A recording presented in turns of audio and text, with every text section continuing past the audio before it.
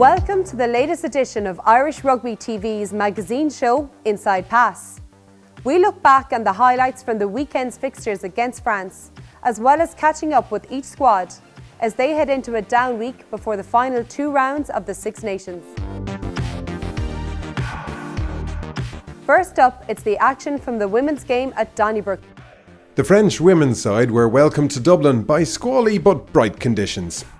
Last time out, this French team had hammered the Scots by 55 points to 0, so a very tough contest was in store for the Irish women's team. Both sides traded blows for the opening 10 minutes in front of a crowd of almost 4,000 people, until the French flanker was penalised for an illegal hold on Ireland's open side, Claire Malloy, at scrum time. Nora Stapleton stepped up, slotted the points for the opening score of the game.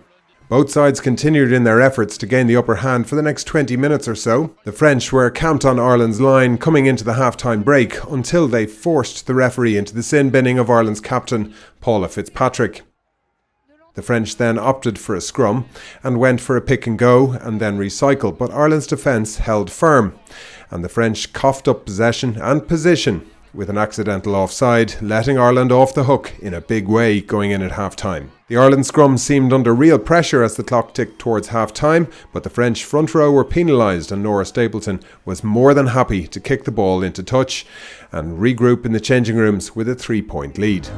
The worry for Ireland was that in the second half they would have to play into the big wins that they had at their backs in the first half, and from the kick-off Ireland had to keep the ball in hand, but they did a good job of that for a number of phases until the ball was ripped on the floor and the French drove straight up the middle for centre Caroline Lagarde-Neus to sprint away on the right wing and touch down for their try. Jessie Tremoulier added the extras with a terrific conversion in seriously tough conditions, making the score Ireland 3, France 7. Ireland, though, were able to force France onto the back foot and profited from Marjorie Mayan's sin binning. They went for the corner and confidently took on a planned move. Leah Lyons was in control at the back and went over for her second try in as many games. Stapleton crucially added the extras, making it 10 points to 7 to Ireland. With 20 minutes to go, Ireland applied serious pressure inside the French 22. They went through the phases and set up good possession, but the French defence was holding firm and Ireland couldn't quite find the gap they were looking for. As Stapleton almost reached the line, she knew the ref was playing an advantage and tried the offload, but it went to ground and the ref brought it back for offside against the French. Stapleton managed to compose herself sufficiently to cleanly stroke the ball between the uprights, and Ireland had a slender 6-point margin heading into the final 15 minutes. But just 2 minutes later, the French had pegged Ireland back to a 3-point gap when Ireland didn't roll away at the breakdown.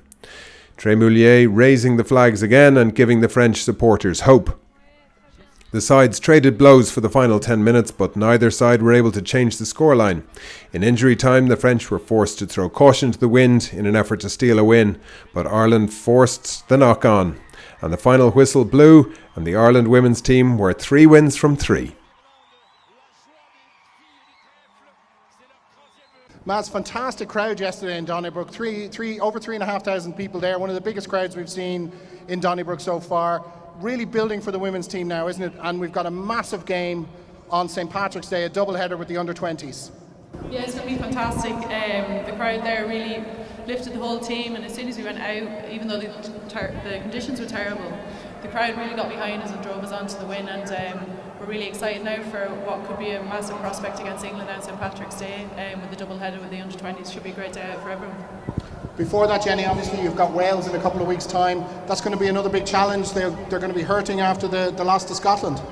Yeah, their loss to Scotland would have probably taken was a bit of a surprise result. And for instance, Scotland, they performed phenomenally well. Yeah, Wales have been on the back of 2 defeats, and they're always a serious competition, especially Wales away from home. And in Cardiff, it's going to be tough. It's going to be physical, but I think we're going to keep on building, and the performance against the French is just going to be lifted again against Wales. So just looking forward to getting out there and having another strong day on the pitch. Next up, it's the highlights from the under-20s game from Friday night. Donnybrook was the venue where the under-20s opened up the weekend's fixtures.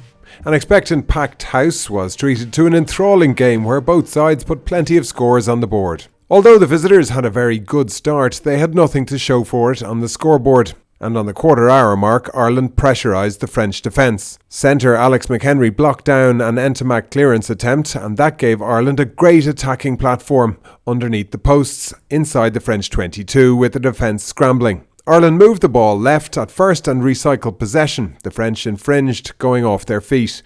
Ireland then, with the advantage, again recycled for clean ball, having pulled the French defence towards the touchline.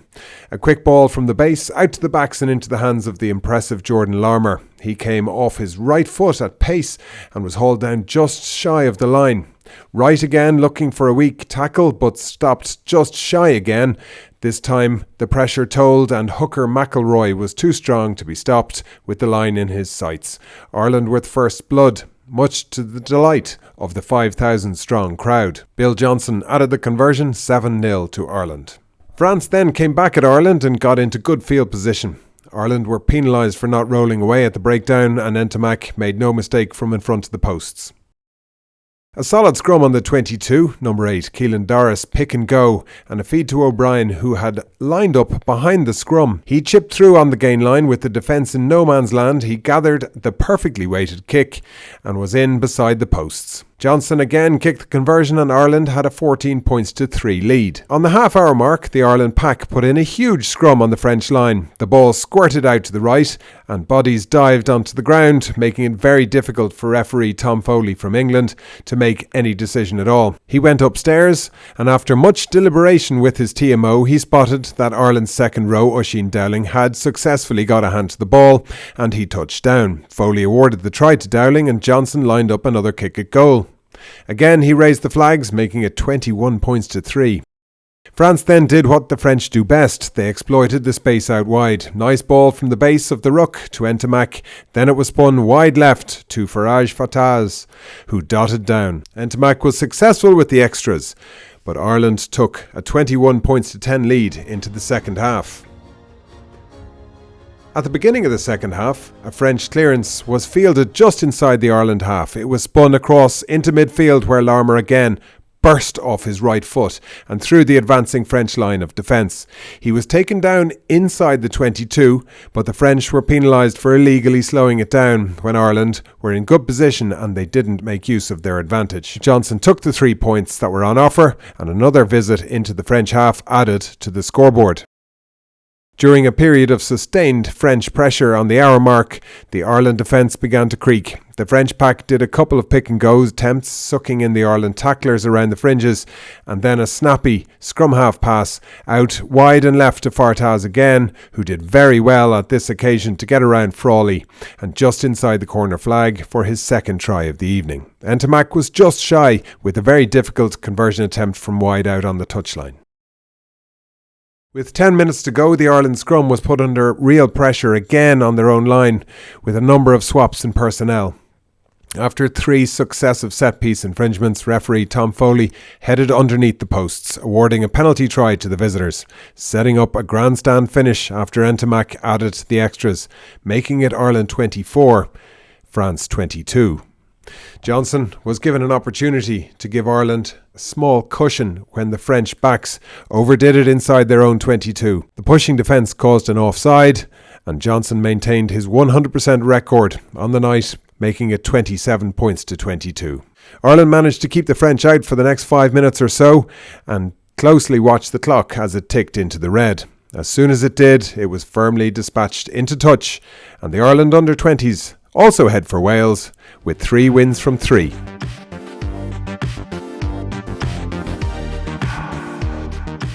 Ireland recorded their second win of the campaign, defeating France at the Aviva Stadium.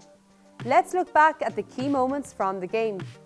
Ireland and France may have lost on match day 1, but they scored fine wins last time. Ireland clocking up a record points tally of 63 against Italy, and France grinding out a 6-point victory at home to Scotland. Johnny Sexton returned from injury for Joe Schmidt's men. Rory Best and Jack McGrath also back in the starting 15. Rabah Slimani, Bernard Leroux and Juan Huget came into the French lineup. Joe Schmidt's men came into the game undefeated in their last 9 home matches, but France got the first points of the game. Camille Lopez landing a penalty for a 3-0 lead for the visitors. The Irish were finding it hard to create clear-cut chances in the opening phase, and it was France who again looked dangerous when playing with an advantage. Lopez kicked wide, and with Ireland stretched, Reilly ran over for what looked like the first try of the game. Referee Nigel Owens called on the TMO to check for a knock-on in the build-up, and it was deemed that Gaël Ficou had knocked it on before Lamoureux went over. No try! It came back for the original French penalty, and Lopez once again slotted it over for a 6-0 midway through the first half. Ireland were looking for back-to-back home wins against France for the first time in 14 years, and it took 28 minutes before we saw some magic from the Irish back line. Sexton with a delightful break. His chip ahead caused havoc, but Makitaki touched it down before Keith Earls could get to it. 2 scrums later, and Ireland finally got their first score of the match. Henshaw was held up short of the line, but he had Conor Murray in support, and the scrum half forced his way over for the opening try of the match. France may feel a little hard done by, having dominated the opening period of the game, but when Sexton converted, Ireland were in front for the first time, 7 points to 6, and that's how it stayed until the break. 5 minutes after half-time, Ireland moved 4 points ahead, and French indiscipline in front of the posts resulted in a penalty. Serrin penalised for impeding Murray. Sexton could hardly miss from there, and his kick moved Ireland 10-6 ahead.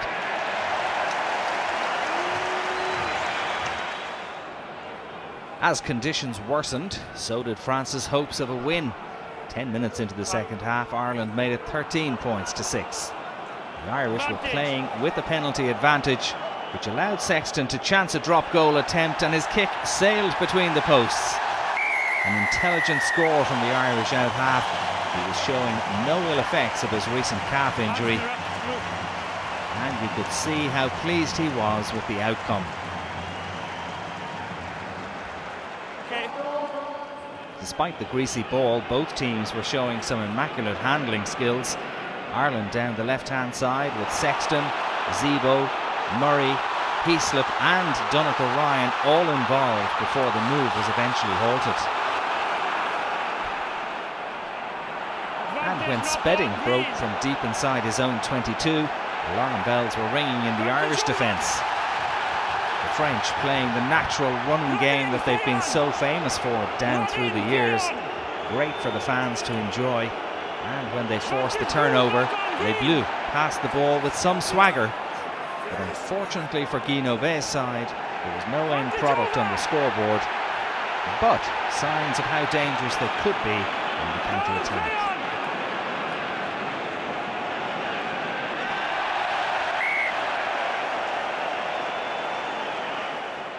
Seven minutes from time, France were awarded a penalty, and Devon Toner blocked the incoming Le Devedec.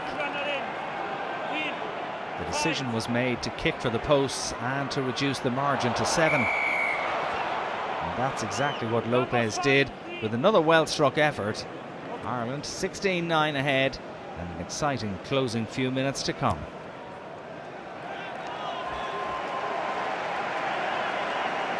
However, a couple of minutes later, any Irish nerves were calmed, and France were penalised on their own 22. Paddy Jackson, who'd replaced Sexton, slotted the kick between the posts to restore Ireland's 10-point advantage.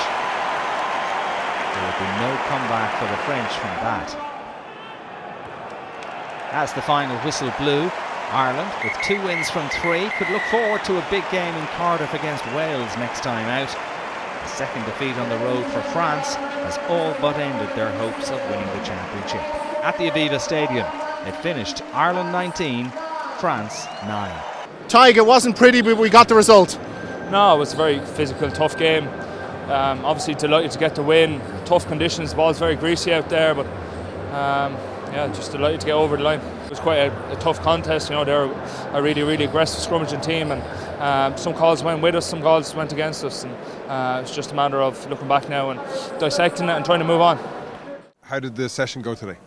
I actually thought, considering we played on Saturday and the 20s were Friday, there's some really good intensity out there. I think we get a lot out of these sessions because there's a lot of running. There's actually a bit of physicality in there as well with the players from both teams. They're trying to give things 100%, and to sometimes go in and touch someone, yes, you need to get a shoulder on, and then from there the shoulder gets a bit harder. And so I think to prepare ourselves for the rest for Wales, it was a good start. Tell us, what's your review of the game against France?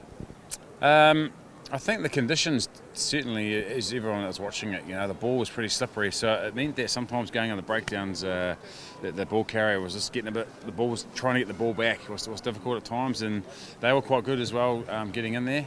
So that was one part of it that stood out for us. So that's something that we'll focus on going forward. I thought our pressure with our defence was really good. It put them under pressure. They couldn't get the game going, and I think they found the same with the ball as well, carrying the ball, and they didn't get the offloading game as much. I thought obviously the line-out success was really good. Scrum was a bit messy, but we managed to still play off them, so we kind of knew that was going to be like that. All in all, we had numbers-wise, in terms of injuries, we really had Rob Carney with a niggly sort of injury. So, to come out of that against a team like that, it was really physical. We're pretty pleased.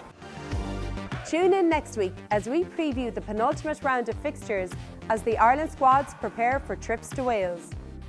To keep up with all the goings on in Irish rugby, make sure to like us on Facebook and follow us on Twitter and Instagram.